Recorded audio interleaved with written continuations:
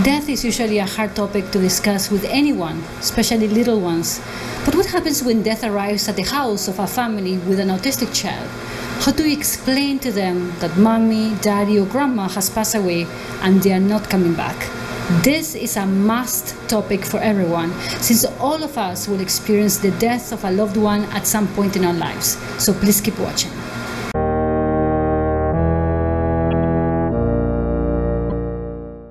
Hi, I'm Maria. I have been raising 3 boys, all on the autism spectrum, for more than 20 years, and I would like to share with other parents some of my experiences. When a loved one passes away, it leaves emptiness in our hearts that is hard to fill in. And when you have an autistic child to take care of, it is even harder because you now have the job to explain to them that a loved one has died and you are not sure what kind of reaction they will have about it. So let's dive into how we can go about explaining death to our autistic children. This is a topic that, as parents, I usually have in mind, and this is the reason why I believe it is imperative as parents to ensure we talk about death with our children when they are young, using opportunities such as seeing a plant that recently died, or seeing a dead bug or a butterfly. These are occasions where we can start gently talking to our kids about death and what it means. First of all, it's important not to lie to them.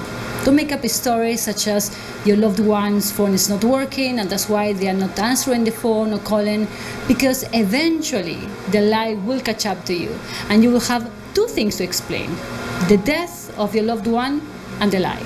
So always be honest, even if the truth is hard to share. My humble advice: don't use expressions that might lead to confusion. Instead, use simple words that they can understand. So instead of saying things like "Grandpa passed away," say that "Grandpa has died," and wait for your child to assimilate those words. Every child reacts differently. Some will cry, which is completely normal and understandable, and some might have questions such as what it means to die. And depending on your belief system about death, you can explain in simple words what it means. In our case, one of my kids asked me where people go when they die, and I told him that they are now living in heaven with Jesus and that they are alive there, but we just cannot see them.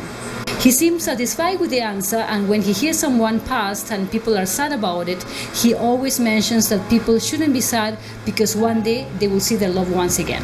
Now, since we're talking about autistic children, make sure to explain any changes that might take place as a consequence of this recent death. If their father passed away and he was the one picking them up from school, you will need to explain whatever new routine you will have in place and who will pick them up from now on. This is also a great opportunity to create a social story that can touch on this topic. Try not to add too many items in one story, but instead have different ones dealing with the specific issues that might arise after a loved one dies. Regardless of whether or not your child will be part of the funeral, explain to them that people will get together to honor your loved one and support the family. There will be people who will tell nice stories about them. Many people will smile, while others might cry because they will be sad. Explain that all these emotions are normal and okay. Also rehearse that many people will pay the respect by using expressions such as "I'm sorry for your loss," and that it is okay to say thank you.